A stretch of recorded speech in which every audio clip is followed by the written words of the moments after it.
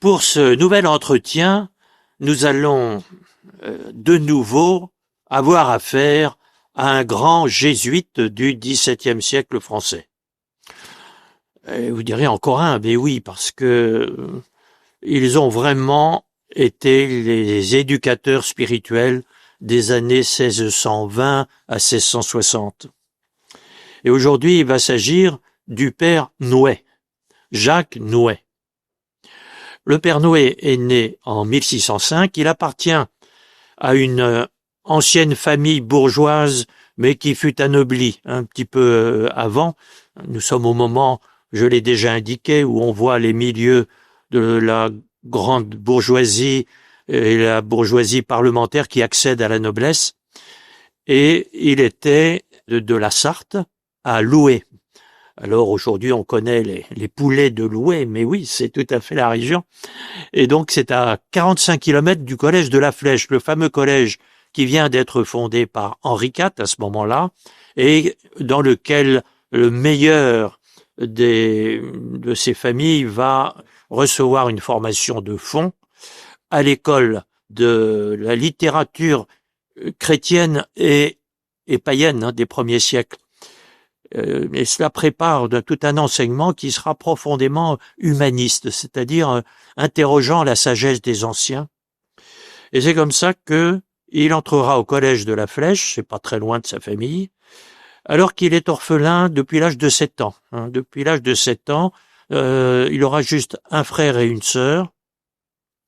Et au collège de la Flèche, il aura la très forte influence qu'il mentionnera tout au long de sa vie, avec un père jésuite qui serait resté totalement inconnu si le père Nouet ne l'avait pas mentionné. Il s'agit d'un certain père Mélan, qui était son professeur de philosophie.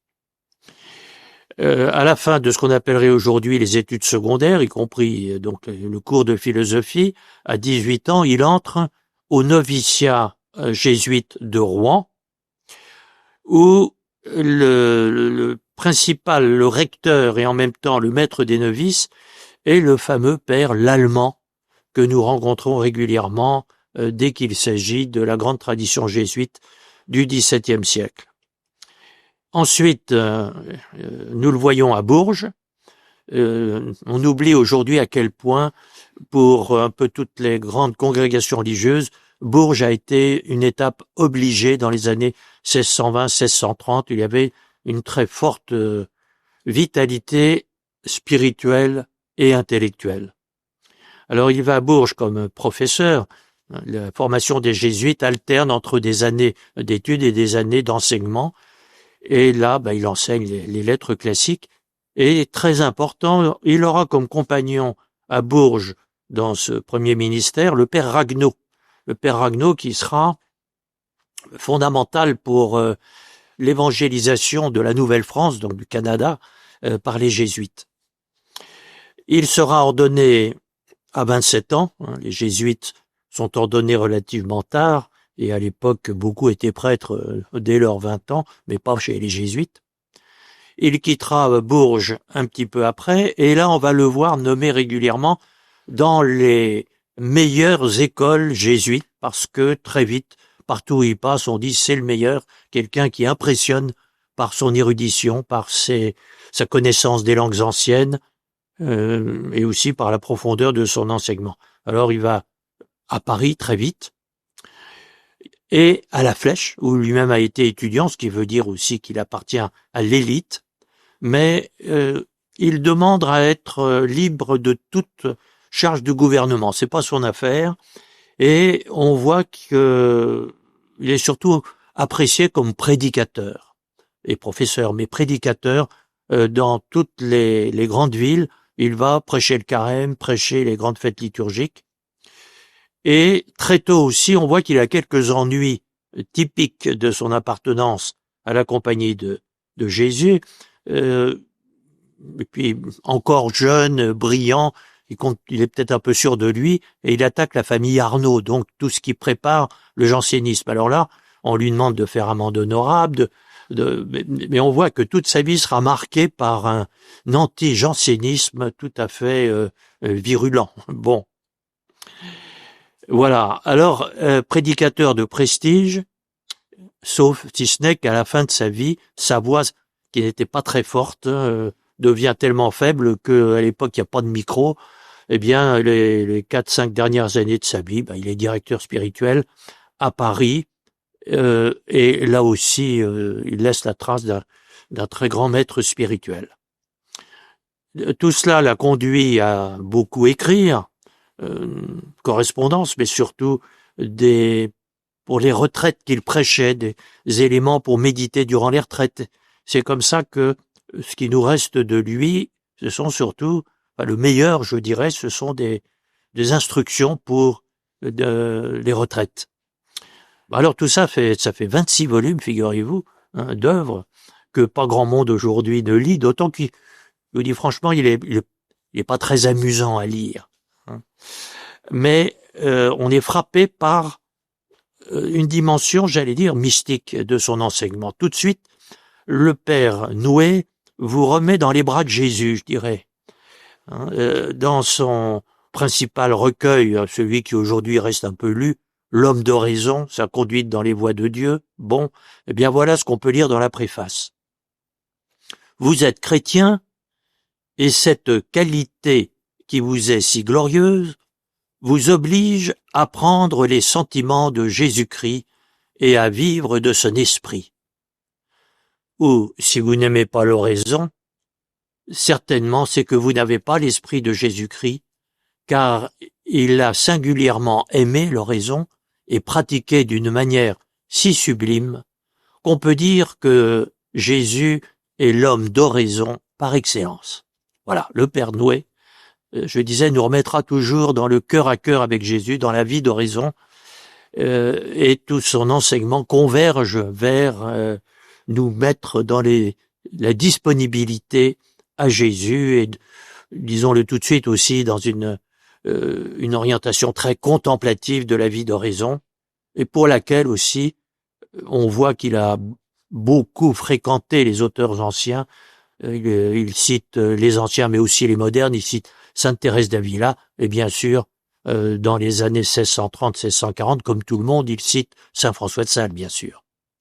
Alors c'est dans ce traité L'homme d'oraison que l'on trouve de quoi accompagner, je l'ai dit, des retraites qui duraient généralement une semaine, et le petit texte que je vais lire maintenant en est tout à fait représentatif. Il arrive quelquefois que le désir de l'oraison ou la crainte de nous dissiper et de perdre la dévotion nous donne de l'inquiétude lorsque nous sommes appliqués à des emplois qui portent d'eux-mêmes à la distraction et qui nous ôtent le temps de vaquer à la prière. Le premier moyen de calmer notre esprit est de considérer que la pratique de l'obéissance est la plus excellente dévotion que nous puissions acquérir, et que les saints qui ont eu les plus pures lumières du ciel l'ont ainsi reconnu et enseigné. Un religieux de Saint François, un franciscain, se plaignit un jour à Saint Gilles de ce que son supérieur l'envoyait quêter et ne lui donnait point le temps qu'il eût bien souhaité pour se recueillir et s'adonner à la contemplation des choses divines. Le saint, qui était fort éclairé, s'aperçut aussitôt de sa tentation et lui dit « Je vois bien, mon frère, que vous ne savez pas encore ce que c'est que l'oraison. Croyez-moi, c'est une excellente manière de prier que d'obéir à la voix du supérieur. » Il avait raison de le dire ainsi, car celui qui écoute la voix du supérieur écoute Dieu, et la meilleure réponse qu'il puisse faire est de lui obéir. Dans l'oraison et dans les autres exercices spirituels, l'âme se remplit de bons désirs. Mais par l'obéissance qui l'engage dans l'action, elle réduit ses bons désirs en pratique et change ses belles fleurs en de bons fruits. C'est la pensée dont le bienheureux Louis de Gonzague se servit lorsqu'un jour on lui commanda quelque exercice corporel au temps de sa lecture spirituelle. Car, sentant quelque douleur de se voir privé de cette manne céleste, pour réprimer promptement l'émotion qui commençait à troubler la paix de son cœur, il leva les yeux au ciel et dit en lui-même : « Si je lisais un livre spirituel, que m'enseignerait-il, sinon qu'il faut obéir ? Obéissons donc avec joie et de grand cœur. » Cette considération lui rendit la tranquillité de l'esprit. Un autre moyen de repousser cette tentation est de nous fier en la bonté de Dieu et de tenir pour certain qu'il ne permettra pas que nos emplois préjudicient au progrès de notre perfection, ou qu'il nous prive des consolations divines. L'exemple des saints nous apprend que ni les affaires, ni les études, ni les voyages, ni les fonctions de la vie active les plus pénibles ne nuisent point à la piété d'une âme fervente et fidèle dans l'amour divin. Ne dites point que vous ne pouvez prier parmi tant d'embarras et que vous n'avez pas un moment qui soit à vous. En quelque lieu que vous soyez, dit saint Jean Chrysostome, vous pouvez dresser un autel et pourvu que vous y apportiez un esprit fervent, vous aurez fait une excellente oraison.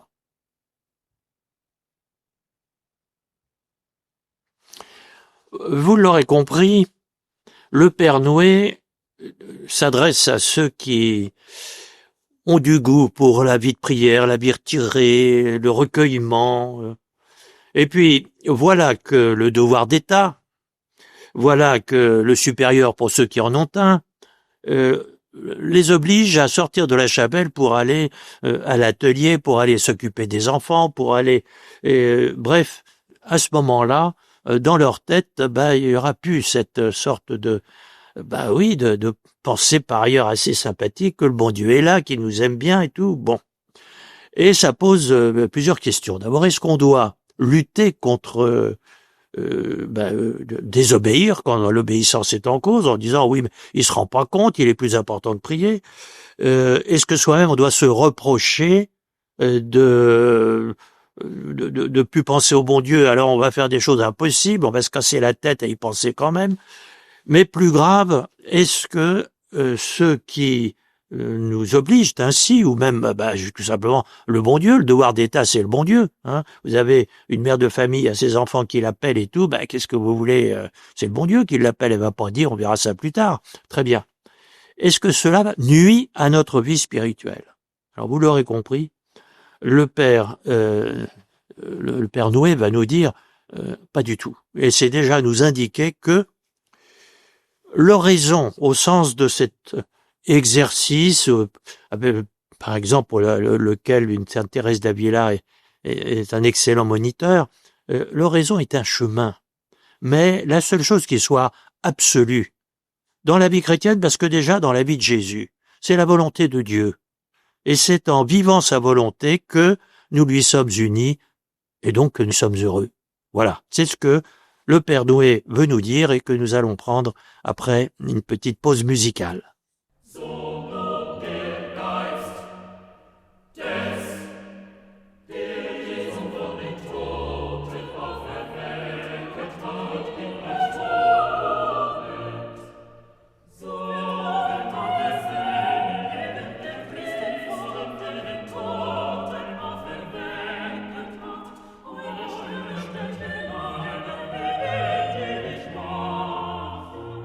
Nous reprenons donc ce petit texte et le Père Noé constate qu'il arrive quelquefois que le désir de l'oraison, ou la crainte de nous dissiper et de perdre la dévotion, nous donne de l'inquiétude lorsque nous sommes appliqués à des emplois qui portent de même à la distraction et qui nous ôtent le temps de vaquer à la prière.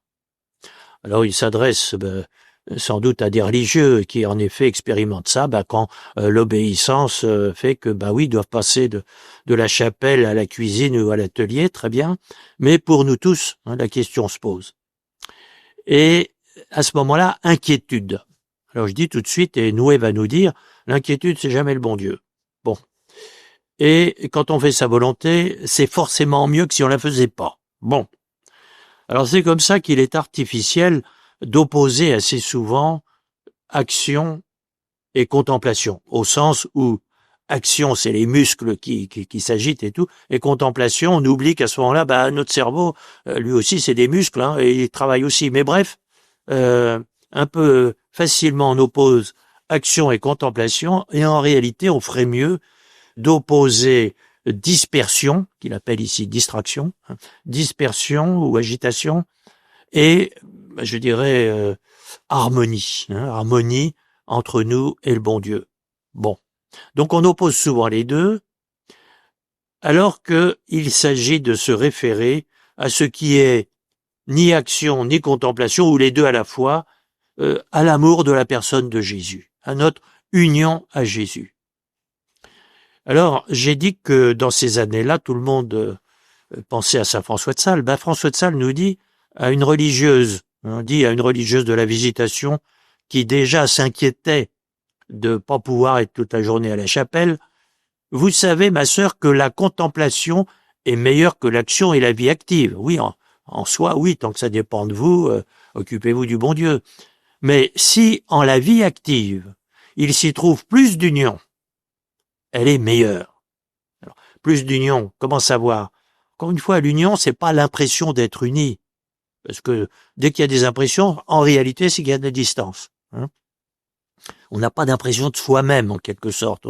La réflexion suppose une distance. Très bien. En revanche, faire la volonté de Dieu, vouloir ce que Dieu veut, c'est ne faire qu'un avec lui. C'est là que se forme l'union à lui. Et c'est comme ça que c'est la seule règle absolue dans la vie d'amour entre deux personnes, et notamment entre nous et Dieu notre Père. Bon. Et donc si dans la vie apparemment plus active, il y a plus d'union, parce qu'en réalité, il y a plus, non seulement de conformité, mais il y a plus, je dirais, d'adhésion profonde. On veut ce que le bon Dieu veut. À ce moment-là, ça vaut mieux. Bon. Bien sûr, le sentiment d'aimer le bon Dieu est moins vif à la cuisine qu'à la chapelle. Moins vif quand on travaille que quand on se recueille en ayant rien d'autre à faire. Mais François de Sales, encore lui, fait une remarque extrêmement simple et profonde. Quand nous disons que nous ne pouvons pas trouver Dieu, au sens de oui, on n'arrive pas à penser à lui, etc., et qu'il nous semble qu'il est si loin de nous, nous voulons dire en réalité que nous ne pouvons pas avoir du sentiment de sa présence. Ah ben oui. Et c'est une erreur que font beaucoup en ne faisant pas différence entre Dieu et le sentiment de Dieu, entre la foi et le sentiment de la foi, et François de Sales conclut, ça c'est un grand défaut. Voilà. Alors comment réagir lorsque nous sommes distraits, arrachés, distrait le mot pour nous indique quelque chose de un peu négatif, mais quand nous sommes arrachés à le recueillement, et puis en plus un jour où on se sentait, j'allais dire en forme, dans la prière, il y a des jours où ça arrive. Bon. Le premier moyen de calmer notre esprit, répond le Père Noé, est de considérer que la pratique de l'obéissance est la plus excellente dévotion que nous puissions acquérir, et que les saints qui ont eu les plus pures lumières du ciel l'ont ainsi reconnu et enseigné. Alors non seulement il l'a enseigné, mais quand on les voit, quand vous voyez le quotidien d'une Thérèse d'Avila, quand vous voyez le quotidien d'un François de Sales, bah, c'est pas des gens qui étaient sur leur chaise ou sur leur prie-dieu toute la journée, loin de là. Hein. Et j'ai déjà cité dans nos entretiens cette confidence de François de Sales à Sainte-Jeanne de Chantal, qui lui demandait s'il avait encore le temps de faire oraison au sens de passer, je sais pas, 1 heure à la chapelle avec la méthode de Thérèse d'Avila, etc. Et il répond: je fais ce qui là vaut bien. Alors bien sûr, François de Sales était clairement appelé à cela, et je dis toujours, tant que le bon Dieu vous y appelle pas clairement, ne trichez pas avec la règle commune qui est d'avoir une vie bien organisée autour des temps de prière. Bon, d'accord. Alors certains disent, mais comment savoir s'il me le dit clairement? Si c'est pas clair, c'est que c'est pas clair, et donc il vous le dit pas. Donc restez dans la voie habituelle, commune, et s'il y a des réglages à faire, faites-les, je dirais, avec qui a autorité, avec vos pasteurs si vous êtes dans une paroisse, etc. Mais ne prenez pas l'initiative de dire « j'ai assez prié, maintenant je peux faire autre chose ». Bon. Alors, les saints vivent cela et nous enseignent cela, puisque obéir est à coup sûr faire la volonté de Dieu. Attention, pas à n'importe qui. On n'obéit jamais qu'à Dieu. Ça, il faut le dire très très fort, notamment dans la vie religieuse. Sinon, on va tout droit vers les abus. On dit, parce que je suis le chef, j'ai forcément raison, t'as plus qu'à exécuter. Ah non, c'est pas ça, obéir. Hein.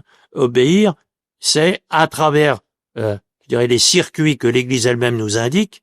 Par exemple, un prêtre obéit à son évêque. Par exemple, nous obéissons tous au pape. Par exemple, un religieux obéit à qui est légitimement son supérieur, et dans le domaine où il a compétence. Bon, c'est-à-dire pour ce qui concerne le développement de ta vie chrétienne.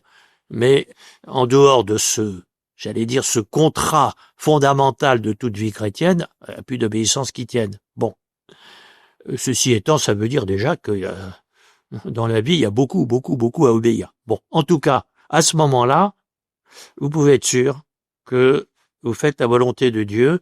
Si vous avez le choix, et que ce choix, c'est celui qui a autorité, qui le fait pour vous, à ce moment-là, vous faites la volonté de Dieu. Et il n'y a aucun doute qu'il n'y a pas de chemin plus court pour l'union à Dieu. Et le Père Noé vient de nous dire que l'on ne pense pas perdre du côté de l'oraison ce que l'on gagne alors du côté de l'obéissance. Mais vous voyez, les précautions que je prends pour éviter l'idée que se comporter en esclave, c'est forcément méritoire, et dire aussi, l'obéissance est une chose trop sérieuse pour qu'elle ne soit pas placée dans son cadre surnaturel, c'est-à-dire d'un acte de foi, là où l'Église nous dit un acte de foi est possible, et où on s'est engagé particulièrement à le vivre au-delà même de l'obéissance générale du baptême. Beaucoup de chrétiens oublient que ce jour-là, ils ont promis d'obéir à Jésus. Bon. Mais quand, je dirais, sur un chemin de vie consacrée, par exemple, où c'est un chemin plus direct d'obéissance, mais toujours à Jésus. Bon. Et c'est vrai, y compris dans l'organisation de sa prière. Et c'est comme ça qu'à propos d'une postulante à la visitation, une jeune femme voulait entrer à la visitation, mais la règle de la visitation, c'est 2 heures d'oraison par jour. Bon, cette brave fille en voulait 4. Alors, qu'est-ce qu'on va faire? La supérieure il dit, mais c'est bien l'oraison. Oui, c'est très bien. Donc, 2 fois plus d'oraison, c'est 2 fois mieux. François de Sales dit, non, il faut aimer l'oraison. Tout à fait d'accord.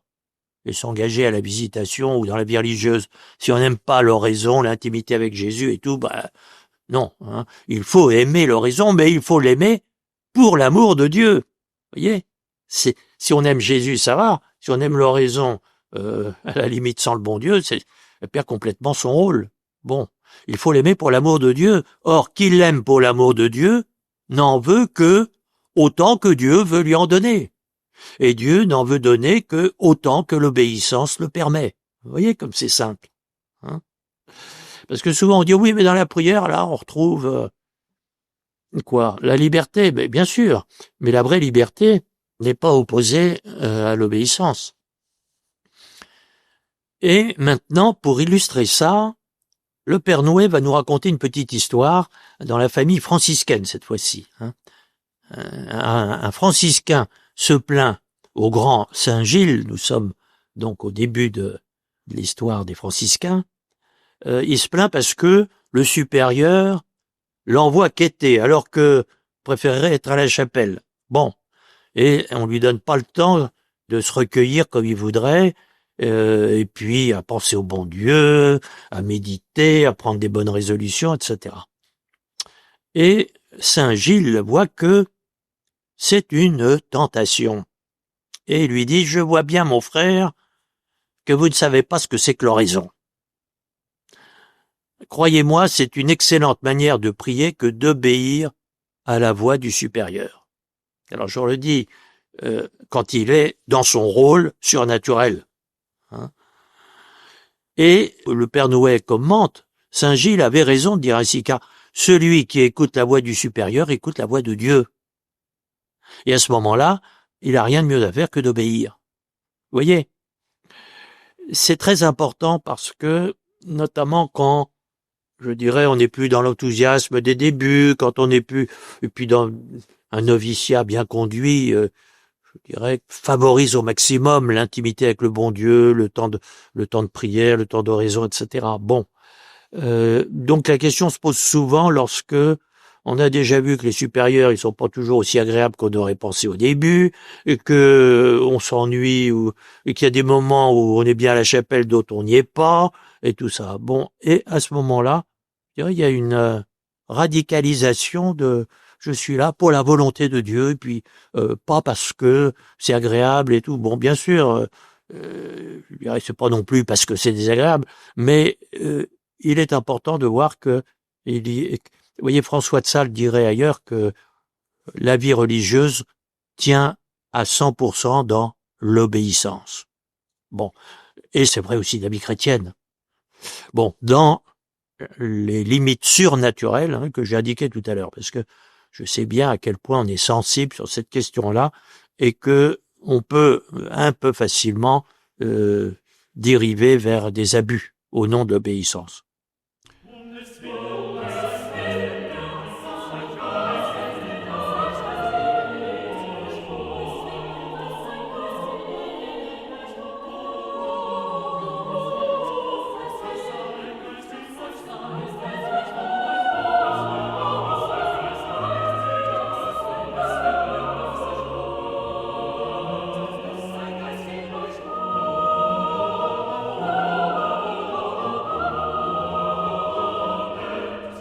Mon père, que se passe-t-il quand le supérieur, la supérieure nous demande quelque chose que l'on juge inadéquat, on a l'impression de pas être compris, et peut-on vraiment obéir sans adhérer profondément à ce que l'on nous demande?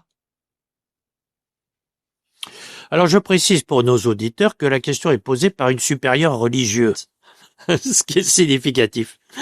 Mais encore une fois, cette question, nous la rencontrons partout dans la vie chrétienne. Il faut bien voir que on obéit non pas à la compétence, mais à l'autorité, qui est de Dieu. Et que la vraie question à se poser n'est pas est-ce que le supérieur donne un ordre ou demande une obéissance à quelque chose qui est intelligent, qui marchera bien, ou à quelque chose que vous trouvez stupide, mais est-ce que c'est bien Jésus qui me le demande? Quand Jésus demande à Saint-Pierre de marcher sur les eaux, franchement, ça paraît stupide et peu intelligent. Bon. Donc, la question est identifier l'autorité. Et pour ça, il y a l'Église, non seulement prend toutes les précautions, mais je dirais est d'une prudence extrême. Et c'est comme ça que dans la vie religieuse, par exemple, l'obéissance est cadrée par ce qu'on appelle les constitutions, qui elles-mêmes sont vérifiées par l'Église. C'est pas une douzaine de personnes qui sont mis d'accord pour se donner un règlement interne et tout. Non, c'est quelque chose dont l'Église, à travers ses pasteurs, en dernière analyse, les évêques et le pape, ont vérifié, en effet, que c'était un chemin pour vivre l'Évangile. Et quand on s'écarte de ce chemin, il y a des procédures, la visite canonique, des tas de choses pour que, si on s'écarte un peu sérieusement, on s'en aperçoive. Et il est évident que c'est à l'intérieur de ce contrat surnaturel, qui est, pour avancer dans la foi et à la suite de Jésus, que fonctionne la relation d'obéissance entre un supérieur et puis ceux qui lui sont confiés. Bon. Et sans même aller jusque-là, il y a à l'évidence la loi de Dieu qui prime sur toute autre loi, les 10 commandements et les règles générales de l'Église. Il n'y a pas besoin de lire les constitutions pour désobéir si le supérieur vous demande de vous jeter par la fenêtre, parce que tu ne tueras pas. Bon, ça s'applique à tout le monde. Donc si vous voulez, faut pas croire que la crise d'obéissance, on me demande un truc invraisemblable, etc., se pose si souvent que ça. Le bon sens est toujours un préalable à toutes les décisions qu'on prend dans l'existence. Bon. Mais l'important, et je dis, est de bien identifier l'autorité, pour qu'elle soit autorité de Jésus, et qui fasse qu'en toute paix intérieure, on sait qu'on vit l'union à Jésus en obéissant. Je le redis, il y a des tas de précautions dans le cas des religieux, mais il y en a aussi dans la vie baptismale toute simple. Il suffit pas que monsieur le curé l'ait dit pour que ça soit vrai et que ça soit obligatoire. Et c'est là où il y a quelque chose qu'on oublie souvent.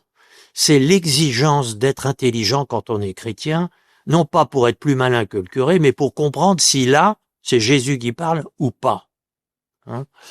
Et là, il y a toute une formation, une éducation, une catéchèse nécessaire pour que on soit détendu dans notre façon d'être chrétien. Je comprends que, par exemple, le sermon du dimanche, vous pouvez entendre de la bouche de monsieur le curé ou d'un autre prédicateur des énormités.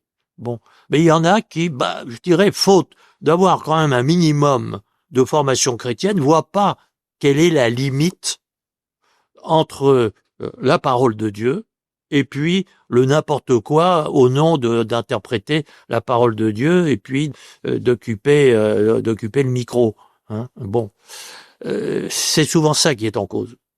Ce que je peux simplement dire, c'est que dans la petite expérience des communautés religieuses, quand il y a de gros problèmes qui aboutissent à ce que, par exemple, il y a une rupture entre tel membre de la communauté et puis le gouvernement de la communauté, et on quitte la communauté, etc. Bon. Quand c'est vraiment pour des raisons négatives, ça se passe mal, c'est plus supportable, etc. Il y a toujours eu des tricheries avec les règles que l'Église avait données. Ça, je peux le dire. Bon. Alors, ça n'empêche pas qu'il y a une deuxième partie dans votre question. Peut-on obéir sans comprendre, du moins sans comprendre complètement. On comprend que oui, c'est l'avis du supérieur, mais à sa place, on prendrait vraiment une autre décision. Et puis, on peut dire la même chose dans l'obéissance baptismale. Je pense à tous ces gens qui voient bien que l'Église, par exemple, on l'a beaucoup dit à propos de l'encyclique sur les comportements conjugaux, Humanae Vitae, on voit bien que l'Église nous dit la contraception artificielle, etc. Il faut pas. Et beaucoup de gens disent oui, mais moi je comprends pas parce que à la place du pape, ça bon. Il faut bien voir que la foi est la condition de l'intelligence. Un petit enfant qui ne croit pas foncièrement que ses parents savent ce qu'ils disent, il va pas se construire comme il faut. Alors on me dit, oh, mais les parents, ils peuvent avoir tort. Bah, c'est tout le drame du péché originel et de la transmission du péché originel, hein, qui fait que, de fait, on avance de travers dans la vie. Ça c'est sûr. Oui, d'accord. Mais reste que, sans confiance, on ne peut pas avancer intelligemment dans la compréhension de ce qu'on nous dit et de ce qu'on nous demande. Hein, c'est sûr. Mais le petit enfant aussi, ça fait partie de sa sainteté de petit enfant, non pas d'obéir sans comprendre, mais de savoir et d'avoir l'expérience qu'il faut du temps pour comprendre. Et pour comprendre quoi? Que le supérieur, les parents ont toujours raison? Ah non, non, non. Mais que ce qui est décisif, à partir du moment où, encore une fois, on respecte le contrat et qu'on est dans l'ordre de choses avec plusieurs possibilités. Quand on vous dit jette-toi par la fenêtre, il n'y a qu'une possibilité, c'est de désobéir. Mais la plupart du temps, on vous demande pas des choses comme ça. Hein. Et par exemple, est-ce que pour organiser l'après-midi de la communauté ou de la famille, tout simplement, il vaut mieux aller au cinéma ou voir le match de football? Bon, je dirais il y a du pour, il y a du contre. Mais vous êtes convaincu que non, c'est le match de foot et pas aller au cinéma. Très bien. Ben, obéir dans ce cas-là, c'est parce que vous dites, en dernière analyse, si vous êtes enfant dans une famille ou membre de la communauté mais pas supérieur, ben, celui qui a mandat pour choisir avec beaucoup de précautions après avoir entendu les autres et tout, même si vous dites, à mon avis, moi j'aurais pas pris cette décision, reste que cette décision vous oblige précisément parce que à ce moment-là, l'autorité c'est bien les parents, c'est bien le supérieur. Et reste que si vous me demandez mon avis, moi je dis non, j'aurais pas pris cette décision, je crois que cette décision n'est pas la bonne.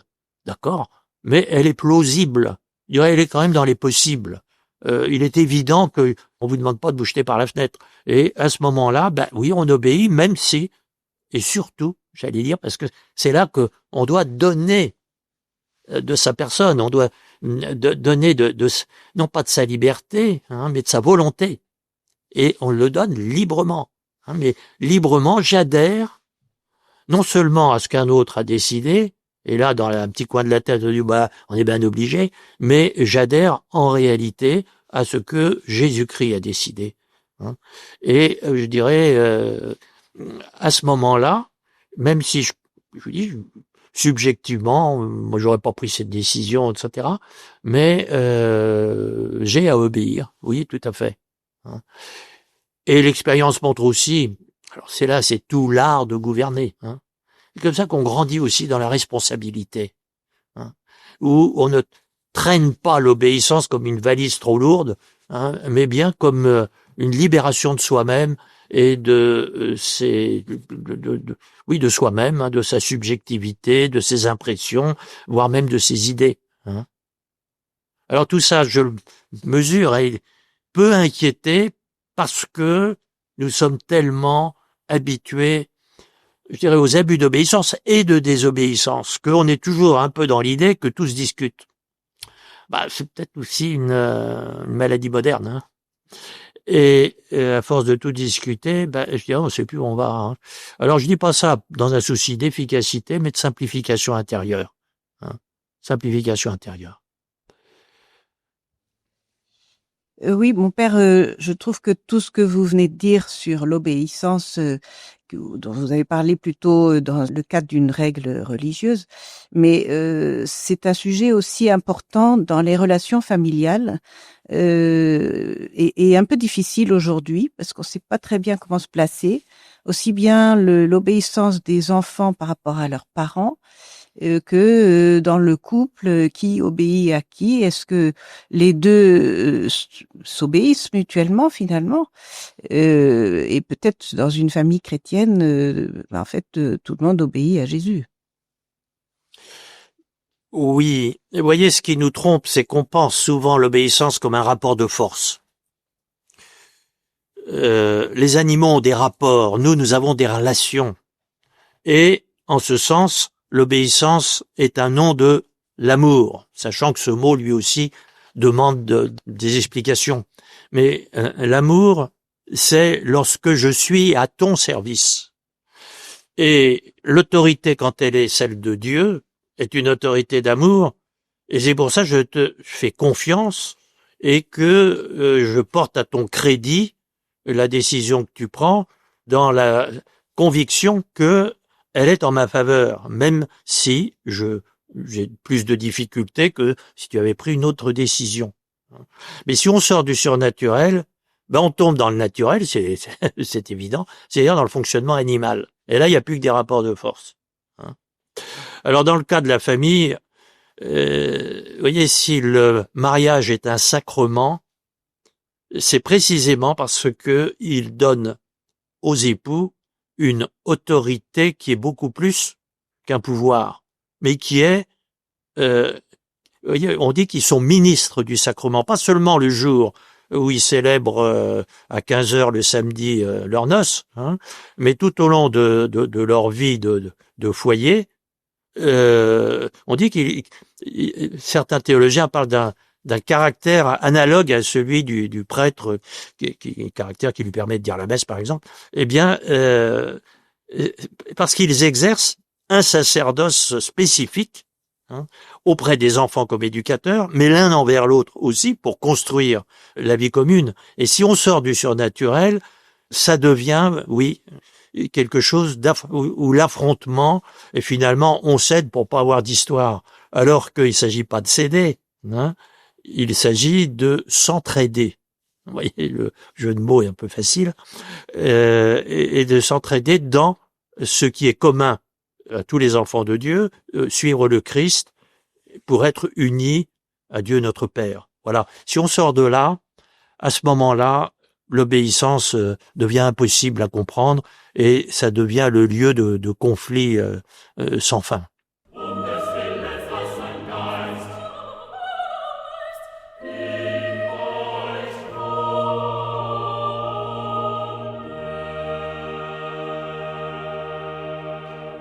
Mon père, je rajouterais peut-être quelque chose, vous me corrigez si c'est faux.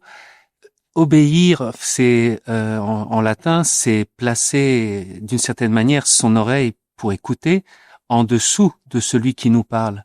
Et donc, si dans le couple il y a cette mutuelle obéissance, cette attitude d'humilité où on se met plus bas que l'autre pour recevoir, et il y a l'entraide, vous disiez aussi. En fait, si les deux ont cette démarche d'humilité, l'autorité sera forcément du Christ, quoi, d'une certaine manière, non? Ah oui, très juste. Audire, oui, c'est en effet se mettre à l'écoute d'eux. Et regardez, la règle de Saint Benoît, qui en Occident s'applique à la plupart des formes de vie monastique, commence par « écoute, mon fils ». Et donc, vous met dans cette attitude, non pas d'infériorité, mais de dépendance. Et comme elle est surnaturelle, dépendance amoureuse. Autrement dit, la suite sera pas « on va te forcer à », mais on va t'inviter et pour vivre la communion avec Dieu et en Dieu avec tes frères, tu vas en effet écouter et on voit tout de suite, tu vas chercher à être intelligent. Vous voyez, on a dit tout à l'heure, même si tu aurais peut-être pris d'autres décisions, à partir du moment où celui qui a autorité prend là où tu aurais choisi autre chose, à partir de ce moment-là, ça va se passer le mieux possible. J'allais même dire le plus efficacement possible. Voilà. Mon père, je pense à Saint Pierre dans l'Évangile, qui voulait pas obéir à Jésus, il voulait pas se laisser laver les pieds par lui. Et Jésus lui dit, si je le fais pas, si tu n'obéis pas, tu n'auras pas de part avec moi. Ce que je fais en ce moment, tu ne le comprends pas. Plus tard, tu le comprendras. Et du coup, je trouve c'est très beau, on voit que l'obéissance, c'est vraiment un chemin, même de compréhension pour avancer dans notre union à Jésus. Certainement, la vie chrétienne est une histoire et l'obéissance s'apprend au fil de cette histoire et nous avons tous, je pense, l'expérience de notre propre passé comme ayant appris à obéir. Il y a une expression de saint Paul à propos de Jésus, il a appris l'obéissance à propos de Jésus. Non pas qu'il était désobéissant, mais c'est un développement de la liberté que d'apprendre cette obéissance. Alors nous sommes avec le Père Noué, il faudrait quand même que on aille, j'allais dire, jusqu'au bout de ce qu'il nous dit, mais ça va pas nous faire sortir de cette question de l'obéissance. Et est-ce qu'on risque d'être abîmé par l'obéissance? C'est aussi la question qui était posée. Le supérieur, voilà, on est entré dans la vie religieuse, mais c'était pour s'occuper du bon Dieu, voilà, qui nous demande de nous occuper, de faire la cuisine, de faire la quête, de rendre des tas de services, et pendant ce temps-là, où sera passé le bon Dieu? Alors, le Père Noué nous a dit, vers la fin du texte que j'ai lu, nous devons nous fier en la bonté de Dieu et de tenir pour certain qu'il ne permettra pas que nos emplois préjudicient au progrès de notre perfection.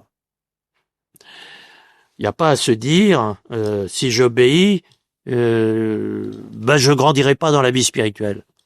Mais il n'y a pas d'autre vie spirituelle que d'obéir, au sens, encore une fois, d'adhérer dans la foi, dans la confiance en Dieu, et non seulement dans la confiance qu'il a raison, mais je dirais on habite la décision qui est prise au nom de Dieu, et à ce moment-là, l'union à Dieu ne pourra que grandir.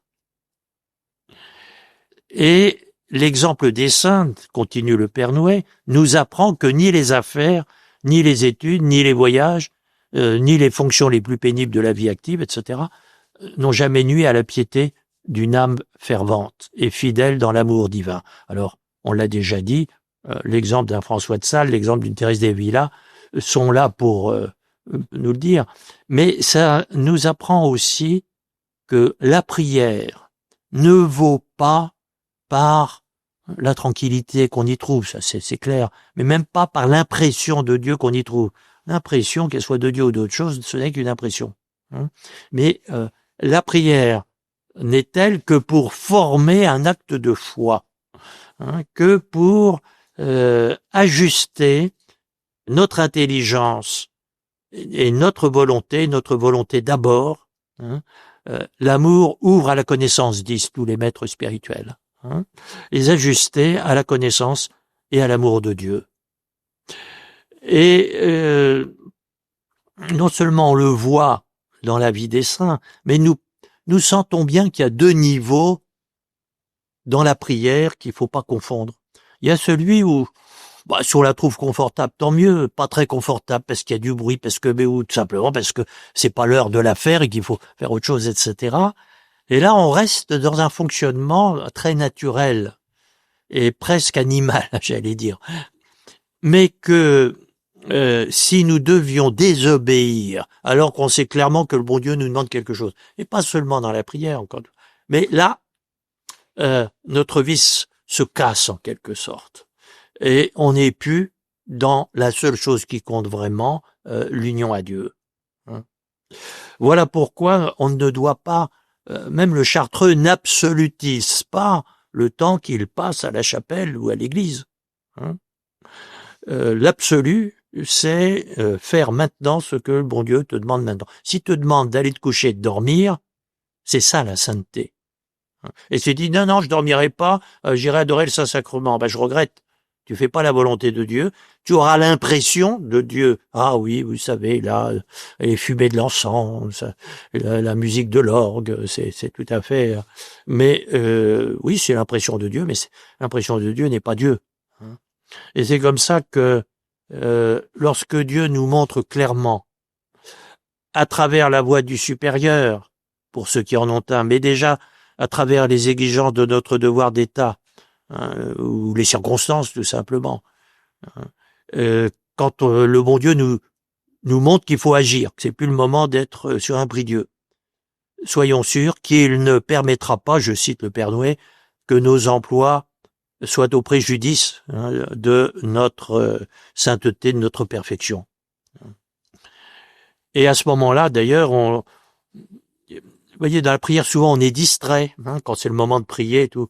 Mais quand on fait quelque chose qu'on préférerait ne pas faire, il y a en nous cette évidence qu'on le fait parce que le bon Dieu le demande. Et là, je dirais en plus, il y a donc plus d'union, même au sens de se rendre compte qu'on est uni à Dieu.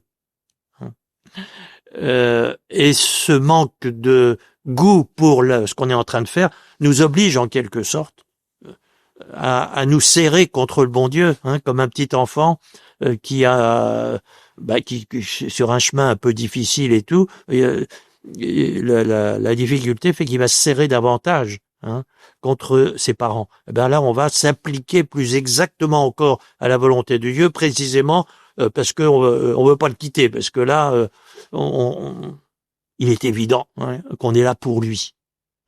Et lorsque l'action semble menacer notre union à lui, eh bien, le résultat est qu'en réalité, nous lui sommes plus unis.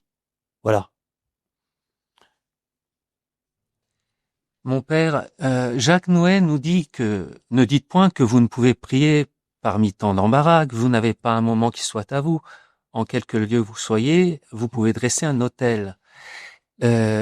En fait, souvent les textes, je remarque, nous parlent de gens accablés par les exigences de la vie ou qui n'ont pas un moment à eux. Mais il y a aussi beaucoup de personnes, par exemple à la retraite, qui se trouvent face à une situation complètement nouvelle, c'est qu'ils ont d'une certaine manière trop de temps à eux. Et comment obéir quand on peut faire ce qu'on veut finalement? Et c'est souvent vécu en effet comme difficile. Et je pense au désarroi, oui, de gens qui, parce que, tenez, prennent leur retraite, et là, tout d'un coup, ça va être tout drôle, on n'obéit plus. Ce qui veut dire qu'avant, je suis pas sûr qu'on obéissait, on exécutait. Peut-être, enfin, c'est un risque, je dis pas ça, bien sûr, de tous. Bon.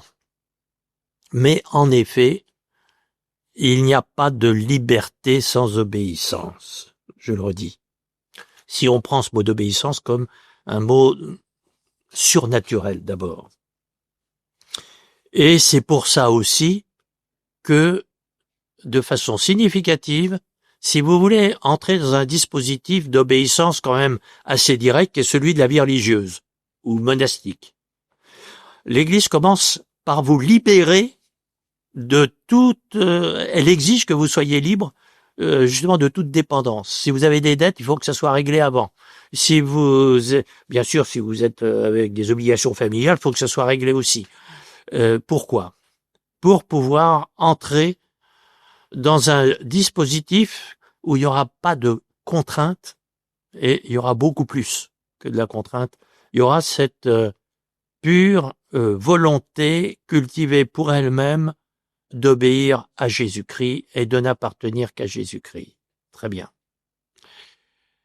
Concrètement, ça veut dire que nous avons besoin d'obéir. Et quand on se trouve dans des situations où est le chef, il y a plus personne pour nous donner des ordres. Alors bien sûr, on peut, mais c'est dangereux. Dire je vais rendre service en bénévole. Oui, d'accord. Et puis monsieur le curé en sera ravi. Mais ça reste de l'ordre de la compensation. Peut-être. Ça risque. Je suis pas en train de dire je suis promis à bénéficier de ce genre de disponibilité. Mais vous voyez que ça peut être finalement je prends pas mes responsabilités et j'attends que quelqu'un d'autre les prenne. Mais plus profondément, il va falloir en effet retrouver ce qui est fondamental dans un comportement humain, sinon on sera non pas libre, mais irresponsable, trouver qui va décider un certain nombre de choses dans ma vie. Et c'est pour ça que je ne saurais trop recommander, dans les périodes où on se trouve dans cette situation, parce que pas de travail, parce que retraite, parce que les enfants ne sont plus à la maison, de se mettre devant Dieu pour lui dire quel va être le chemin d'obéissance maintenant pour moi. Alors, comme toujours, comme toute décision, il faut prendre du temps, il faut prendre la parole de Dieu, il faut prendre aussi l'avis de qui, de fait, a quand même autorité surnaturellement parlant sur moi. Hein. Parce qu'on ne peut pas vivre, en effet, sans obéissance. Et vous dites, des tas de gens s'en plaignent, je pense qu'ils pressentent en effet que l'obéissance, c'est pas pour ceux qui n'ont pas la chance d'être libres, c'est la condition de la liberté. Bon, la question n'est pas exactement à qui je vais obéir maintenant, mais quel est le chemin d'obéissance que le bon Dieu, maintenant que un premier chemin est terminé, quel est le chemin d'obéissance que le bon Dieu va m'indiquer? Et pour le savoir, je vais appliquer les règles générales d'une décision chrétienne. Hein. Dans ma situation, que dit la parole de Dieu? Parole de Dieu dans l'Écriture sainte, dans la tradition de l'Église, dans l'enseignement de l'Église, etc. Et puis aussi, hein, qu'est-ce que l'Église concrète aujourd'hui dit de cette situation, éventuellement de la décision que je suis prêt à prendre. Hein. Et je pense par exemple toutes les offres de bénévolat qui me sont faites, il suffit pas que j'ai du temps pour dire oui. Hein. C'est à discerner avec qui, dans l'Église aussi, ayant la charge de la communauté chrétienne, va me dire c'est cohérent, c'est pas cohérent, la décision que tu vas peut-être prendre. Et puis le troisième pilier de toute décision chrétienne, c'est tout simplement, et là Saint Ignace, je pense au Père Nouet, nous le dirait très bien, hein, est-ce que toi, si tu prends cette décision, tu dis « Ah là, je me vois clairement suivre Jésus, vivre mon baptême comme ça ». Sinon, si tu dis « Ouais, peut-être bien que oui, peut-être bien que non et tout », ça veut dire que c'est pas mûr. Hein, voilà. Donc, il s'agit là de prendre une décision. Et ce qui est vrai pour les moments d'existence où, oui, il faut réorienter, mais à petite échelle, c'est vrai tous les jours, et c'est vrai dans des tas de situations, pensez aux malades sur son lit d'hôpital, etc. Comment obéir? Là aussi, il y a tout un discernement à faire, et vous apercevrez que être chrétien, vivre en chrétien, c'est vivre ce qu'a vécu Jésus, c'est-à-dire la volonté du Père. Et pour cela, chercher à la discerner, et ensuite le décider, même dans les dimensions peu agréables et tout, mais quand on a repéré que c'est pas une affaire d'agrément, c'est l'affaire de vivre ce que Jésus a vécu et nous demande de vivre avec lui.